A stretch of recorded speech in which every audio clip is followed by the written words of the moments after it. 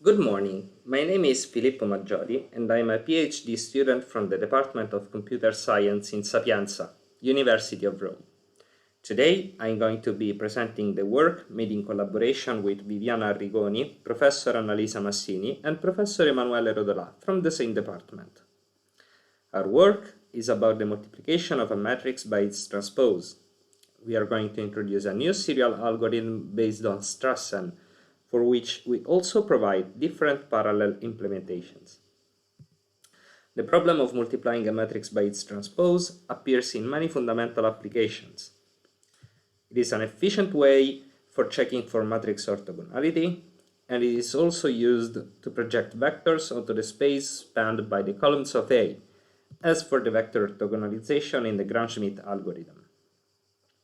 It also appears in the least square problem of non-square linear systems, and it can be used to compute the singular value decomposition of a matrix.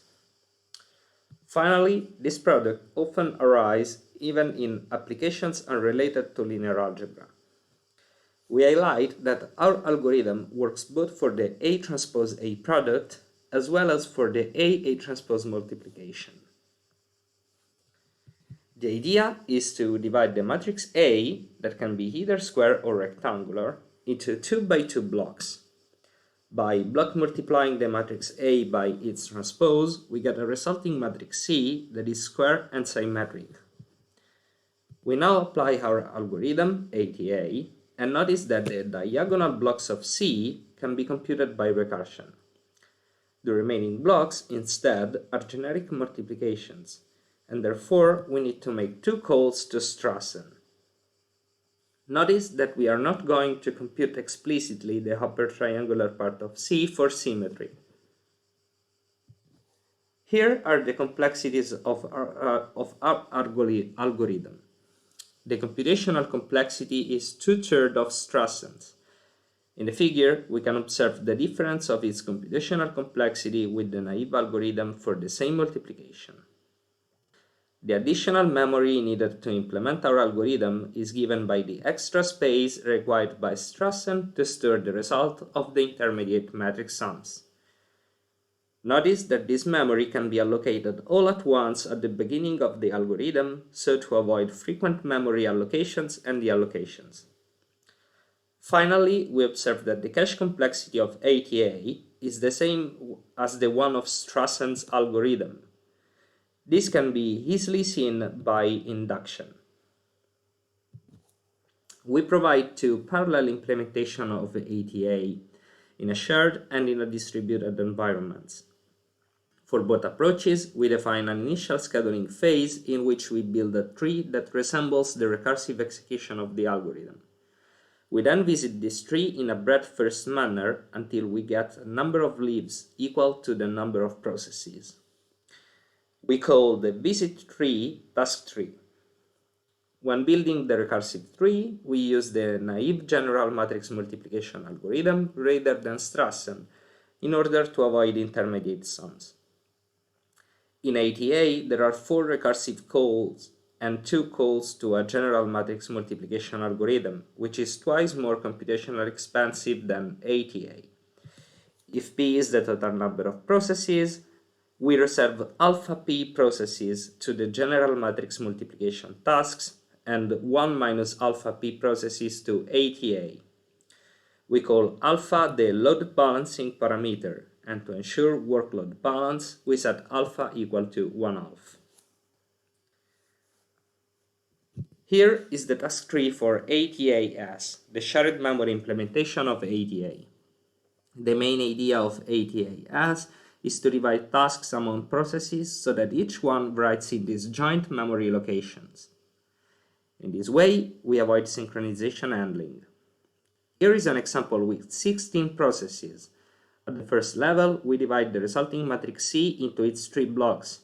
2 of them are recursively split following ATA calls, and the other is split following the naive algorithm. This procedure is recursively repeated until we get 16 leaves. Notice that for our choice of alpha equal to 1/2, at the first level, 8 processes are assigned a ATB task, whereas the other 8 are divided among the two ATA tasks. Concerning the latter, the recursion then assigns half of them to 80-bit tasks and the other half to ATA tasks. Then, for each leaf, we execute a parallel thread devoted to compute the corresponding portion of the solution matrix C. The task tree for the distributed algorithm ATAD is slightly different. We aim at dividing A as evenly as possible. The division is once again recursively carried out at each level until we have 16 leaves. Each leaf corresponds to a task for a distributed process. Once each process has terminated its computed task, the solution is sent back to the parent process until we reach the root. Each parent is going to combine and sum together the result from its children before sending it one level up. This tree-like communication is designed to enable parallel message exchanges, so to minimize the idle time. We run all experiments in a cluster of 12 compute nodes called Terastat. Here we show the results for our sequential implementation with respect to the Intel MKL counterpart for the rank A update. We also want to show the comparison between our Strassen implementation and the general matrix multiplication from Intel MKL, in order to show how we can benefit from both the reduction in time complexity and the memory pre-allocation. We show both the execution time in seconds and the effective gigaflop metric that we define as shown by the formula. Here R is 1 for symmetric rank A update and it is equal to 2 for the general matrix multiplication. T stands for time in seconds. We can appreciate the difference in the time complexity with respect to the naive algorithms and notice that the difference in the performance increases with the matrix size. Here are the results of our shared memory implementation with respect to the Intel MKL counterparts. We carry out our experiments on very large square matrices as well as on a tall matrix, and notice that we tested the algorithm using single floating point precision. The number of threads is fixed to 16 and we vary the number of available cores. The plateau appearing for number of processes greater than 8 is due to the hyperthreading. In fact, since we fixed the number of threads to 16, as we run the experiments with 8 cores, we virtually reach the maximum performance. Once again, our implementation is faster than the benchmark solution.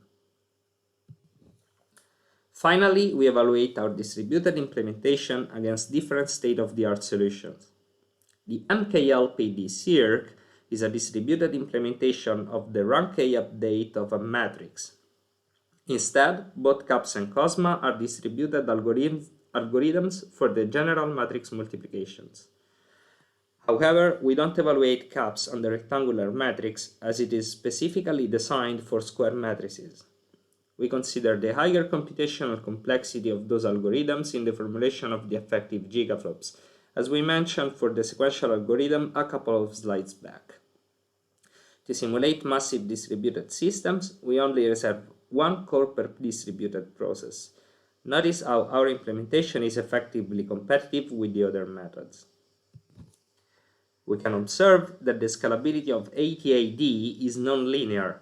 This is a consequence of this equation that tells us how many levels in the task tree we have with different number of processes. In fact, two different values of P may correspond to the same number of parallel levels, and as a consequence, some values of P allow for more effective and balanced workload between processes. This is more evident for number of processes equal to 16 and 64. Thank you for your attention. You can find our code in a publicly available GitHub repository, and any question is more than welcome.